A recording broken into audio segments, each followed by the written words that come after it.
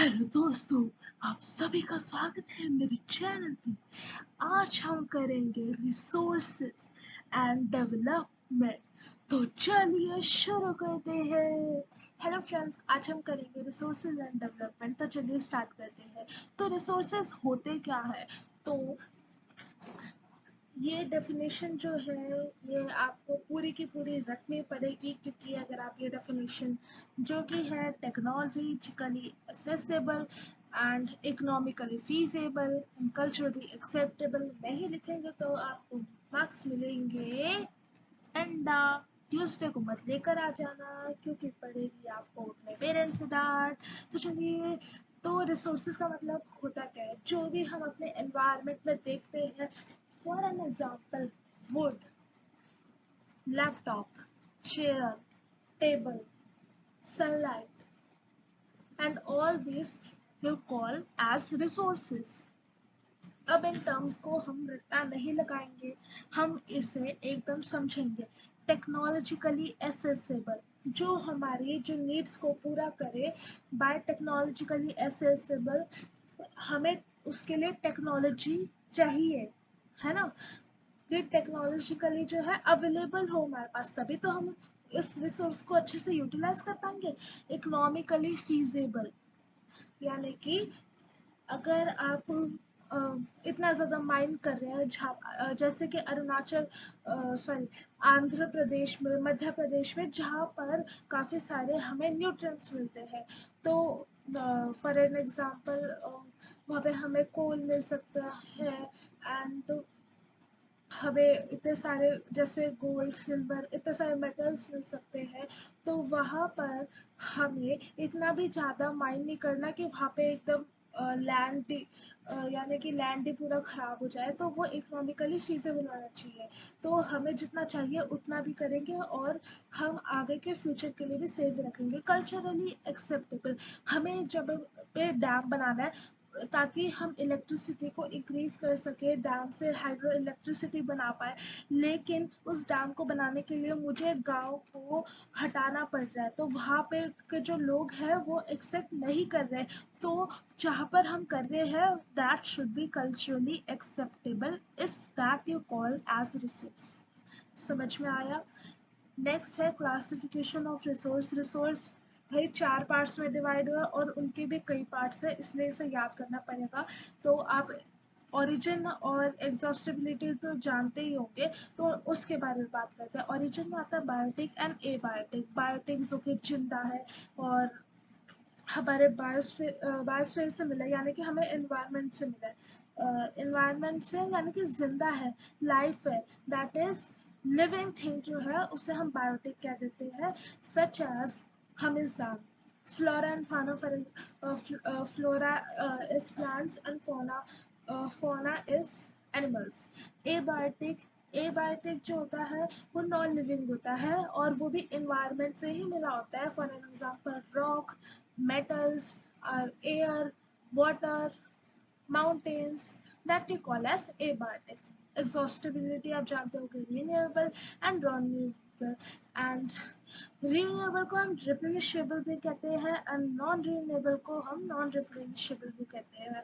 इसकी स्पेलिंग होती है replenishable। ठीक है, तो ऐसा आपके कुछ टेक्स्ट बुक में क्वेश्चन भी आया है, इसलिए रिप्लेनिशेबल याद रखना। नॉन रीन्यूएबल जो है हम उसे बार बार यूज़ कर सकते हैं। That resources which can be renewed, यानी कि बार बार नई बन सकती है। That is physical, chemical, mechanical processes known as renewable. For an example solar energy, हमें वो, जैसे आज हमें सोलर एनर्जी को यूज़ किया। मेरी बैटरी जो है, यानी कि मेरी वॉच जो है वो सोलर वॉच है, तो मैंने उसे दिन में कर लिया, तो वो उसकी और भी बैटरी बची है, मुझे उसे और बढ़ाना है। तो फिर मैं कल कर लूँगी, ये नहीं है कि आज सन है कल वो गायब हो जाएगा या कहीं चला जाएगा, या फिर सनलाइट, जो सन की एनर्जी है, सोलर एनर्जी है, वो ख़त्म ही हो जाएगी। ऐसा नहीं हो सकता। नॉन रिन्यूएबल जो कि एक बार चला गया वापस नहीं आ सकता, that is our coal, oil. Oil जैसे कि हमारा पेट्रोलियम हो गया, तो ये अगर चले गए तो वापस नहीं आएंगे। ध्यान से यूज़ करो इन्हें। इन्हें मिलियन ईयर्स लगते हैं फॉर्म करने के लिए, इसलिए इन्हें कम यूज़ करना चाहिए हमें।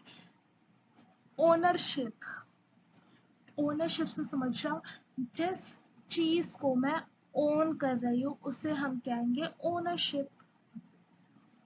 ठीक है, तो तो पहला है individual resources, community owned resources, national resources and international. ये तो आपको बहुत अच्छे से समझ में आने वाला है और ये भी मैं आपको अच्छे से समझा दूंगी। इंडिविजुअल रिसोर्सेज जो होते हैं वो होते हैं जिन्हें हम ओन कर रहे हैं, यानी कि जो बंदा रेंट पे रह रहा है उसे हम नहीं कह सकते कि वो उसका इंडिविजुअल रिसोर्स है। हम अपने हाउस में रह रहे हैं, हमने उस प्रॉपर्टी का पैसा दिया है, तो कोई हमसे घर नहीं ले सकता, ये हमारा इंडिविजुअल रिसोर्स है। सो विच owned privately by the individuals are called individual resources। community resource यानी कि पब्लिक पार्क, ये नहीं कि पब्लिक पार्क में अपना घर बना के बस जाओ तो या फिर कोई अंदर आए हम उसे आने नहीं देंगे, because it is a community owned resource. ठीक है, तो which are accessible to all the members of the community। The resources which are come under the nation are called as national resources. जो हमारे को, जैसे पाकिस्तान हमारे इंडिया में से ये नहीं कि आ गया कभी भी चला गया, हमारे मतलब हमारे घर पे इतना पूरा कब्जा करने लगा, वो नहीं कर सकता क्योंकि ये हमारा नेशनल रिसोर्स है which come under the nation. International resource जो होते हैं वो 200 किलोमीटर एक्सक्लूसिव इकोनॉमिक जोन यानी कि EEZ के द्वारा हो जाते हैं। यानी कि जो हमारा देखो ओशन है, ये हमारा इंडिया होगा, मेरे ड्राइंग पे मत जाना, ये हमारा इंडिया होगा, ये ओशन है सारा, ये पूरी धरती है और ये हमारा इंडिया ये इंडिया है नहीं लेकिन आप समझ लो इसे कि ये हमारा इंडिया है। तो यहाँ का जो ओशन है, ये नहीं कि ये सारा ओशन जो है किसी और कंट्री का हो जाएगा या पूरा इंडिया का हो जाएगा।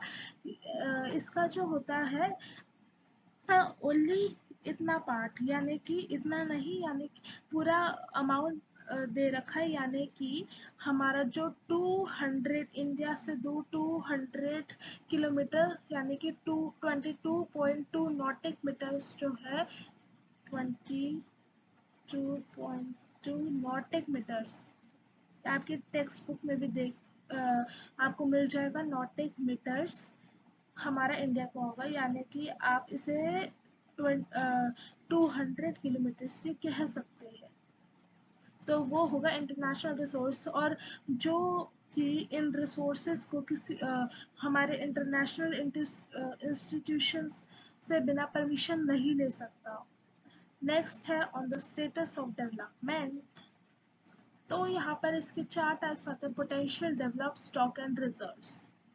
पोटेंशियल वो रिसोर्सेज होते हैं जो कि किसी रीजन में पाए जाते हैं। For an example Rajasthan and Gujarat, कितनी सारी विंड एंड सोलर एनर्जी है, लेकिन हमारे पास टेक्नोलॉजी है ही नहीं कि हम उन्हें यूटिलाइज कर पाए, उन्हें हम कहते हैं पोटेंशियल रिसोर्सेज। डेवलप्ड रिसोर्सेज वो होते हैं जिनकी क्वालिटी और क्वांटिटी हो चुकी है, यानी कि जहाँ पर रिसोर्स पाए जा रहे हैं वो यूटिलाइज्ड हो चुकी है।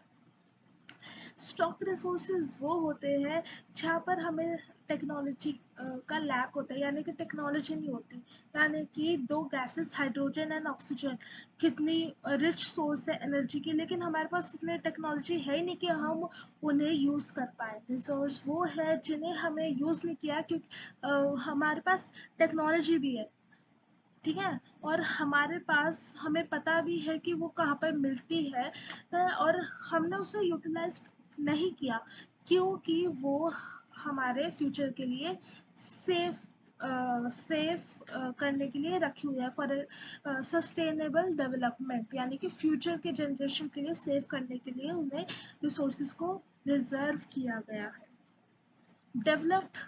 डेवलपमेंट ऑफ रिसोर्सेज का डेवलपमेंट कैसे होता है? Resources are very important for the human survival. It believed that the resources are free gifts of nature and human beings use them indiscriminatively, and उसकी वजह से इतने सारे मेजर प्रॉब्लम्स हो गए हैं। हाय राम, हम ह्यूमंस कितने गंदे हैं। हमने क्या किया, हमारे पास इतना ग्रीड है, हमने सारे रिसोर्सेज पे कब्जा कर लिया। हमने सारे इतने सारे पेड़ काट दिए जिससे सॉइल इरोजन होने लग रहा है, ग्लोबल वार्मिंग होने लग रहा है, ओजोन डिप्लीशन होने लग रहा है। We are so bad, oh my god. And हमारी वजह से ही कुछ हाथों में जो पुअर है और रिच है, सोसाइटी को डिवाइड कर दिया गया, एकुमुलेशन उस पे कब्जा ही कर लिया गया, जिससे सोसाइटी बना दिया रिच और poor. Property property property property property ये सब हमने ही बना दिया। इनडिस्क्रिमिनेट एक्सप्लॉयटेशन को ग्लोबल इकोलॉजिकल क्राइसिस होगा, such as global warming, ozone layer depletion, environment pollution में air pollution, and you can also say water pollution and land degradation, which you can count as soil erosion. हमें तो शर्म आनी चाहिए, हम ऐसे हैं। For sustained quality of life and global peace, and equitable distribution of resources has become essential. तो हमें जो है हमारे रिसोर्सेज को डिवाइड कर करके हमें अपनी लाइफ को अच्छे से जी लेना चाहिए। ठीक है, नेक्स्ट देखते हैं। Very very very very very very very very very very very important, sustainable development. Sustainable economical development means that development should take place without damaging the environment, and development in the present should be not compromised with the need of the future generation. यानी कि हमें development जो है वो take place होनी चाहिए without damaging the environment. हमारे environment को कोई हार्म नहीं होना चाहिए, और हमारा जो प्रेजेंट है, प्रेजेंट जो है उतनी नीड्स इतने ज़्यादा भी पूरी नहीं करनी चाहिए, और फ्यूचर जनरेशन का भी हमें कुछ सोचना चाहिए। ठीक है। रिसोर्स प्लानिंग एक बहुत कॉम्प्लेक्स प्रोसेस है। क्यों? क्योंकि उसके अंदर आइडेंटिफिकेशन और इन्वेंट्री ज़रूरी होती है कंट्री की, जो सर्वेइंग, मैपिंग, क्वालिटी, मतलब हमें देखना पड़ेगा कि उस कंट्री के अंदर कैसे कितने कितने रिसोर्सेज है, तब जाके तो हम कर पाएंगे, है ना।